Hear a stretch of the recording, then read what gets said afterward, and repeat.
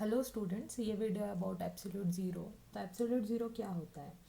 तो हम यहाँ पर गैस की बात कर रहे हैं। अगर किसी गैस के मॉलिक्यूल्स के बारे में बात कर रहे हैं तो जब भी आपने काइनेटिक थ्योरी ऑफ गैस पढ़ी होगी तो उसमें पढ़ा होगा कि जो भी इसके अंदर मॉलिक्यूल्स होते हैं उनका मूवमेंट हो रहा है। जैसे ये मॉलिक्यूल्स हैं, इस एक कन्फाइंड स्पेस के अंदर है तो इनका मूवमेंट रैंडम मूवमेंट हो रहा होगा, ये टकरा रहे होंगे, इनकी एनर्जी चेंज हो रही होगी और फिर वापस क्या होता है, टकरा के एनर्जी चेंज होने के बाद में फिर वो मूवमेंट कर रहे होंगे, जिगजैग मूवमेंट हो रहा होगा, ट्रांसलेशनल मूवमेंट हो रहा होगा।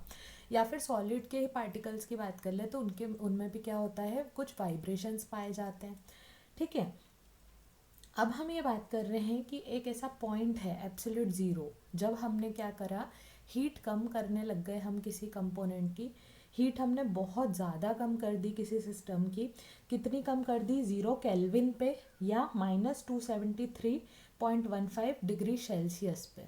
ठीक है, तो नॉर्मली हम डिग्री सेल्सियस लेते हैं इसीलिए ले लेते हैं, या 0 केल्विन, इसीलिए एब्सोल्यूट इसको स्केल भी कहा जाता है क्योंकि केल्विन में एब्सोल्यूट ज़ीरो कब अचीव होता है? 0 केल्विन पे अचीव हो जाता है। तो इसके अंदर क्या हो रहा है कि एनर्जी सिस्टम की लोएस्ट हो गई है। ठीक है, मॉलिकुलर मूवमेंट जितने कम हो सकते थे उतने कम हो चुके हैं। थियोरेटिकली मूवमेंट नहीं होता है पर आपको भी पता है कि मूवमेंट थोड़ा बहुत तो हो ही रहा होगा।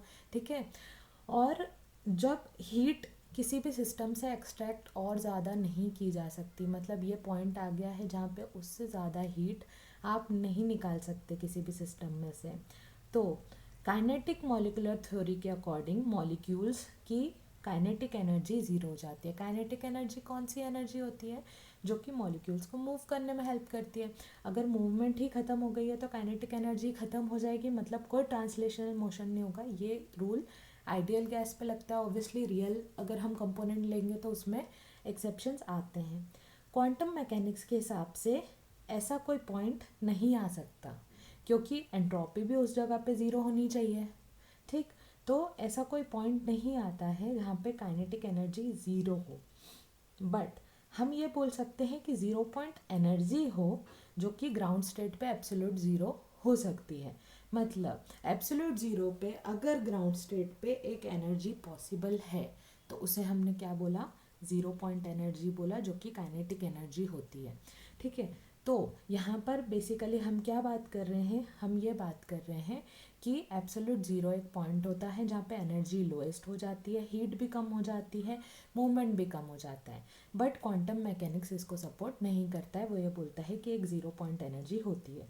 So this was all about the absolute zero in the chemistry. Thank you.